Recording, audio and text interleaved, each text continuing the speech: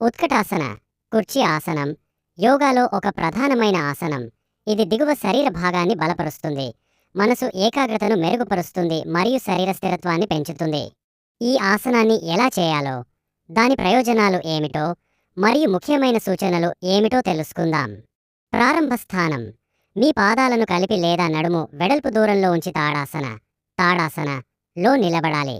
చేతులను శరీర పక్కన ఉంచి శరీర బరువును పాదాలపై సమానంగా పంపిణీ చేయాలి. శ్వాస తీసుకుంటూ చేతులను తలపైకి లేపాలి. మీ చేతులు పరస్పరం సమాంతరంగా ఉండవచ్చు, లేదా మీరు మీ చేతులను తల మీద కలపవచ్చు. భుజాలను సడలించి చెవుల నుండి దూరంగా ఉంచండి.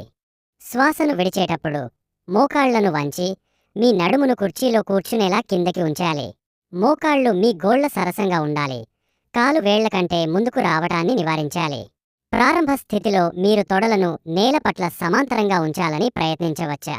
మీ వెన్నును సూటిగా ఉంచి మీ ఛాతిని పైకి ఎత్తాలి. మీ వెన్ను మోకాళ్లను ముందుకు వంచడం లేదా మీ ఛాతిని కూర్చోవడం నివారించండి. మీ దృష్టి ముందుకు లేదా కొంచెం పైకి ఉండవచ్చు. ఈ స్థితిలో 30 సెకన్ల నుండి 1 నిమిషం వరకు ఉండాలి. సమానంగా శ్వాస తీసుకోవడంపై మరియు శరీరాన్ని బలంగా మరియు స్థిరంగా ఉంచడంపై దృష్టి పెట్టండి.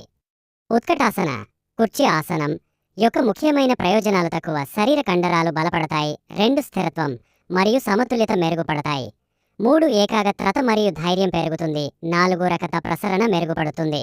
ఈ ఆసనాన్ని నిర్వహించడానికి మీ కడుపు కండరాలు యాక్టివేట్ చేయవలసి ఉంటుంది. ఇది మీ అబ్డొమెన్ బలపడటానికి సహాయపడుతుంది. ఇది మీ మొత్తం శారీరక సామర్థ్యాన్ని సమయం క్రమంగా మెరుగుపరుస్తుంది. కుర్చీ ఆసనం చేయడానికి సూచనలు: 1 నెమ్మదిగా మొదలుపెట్టండి. లైన్మెంట్పై దృష్టి పెట్టండి.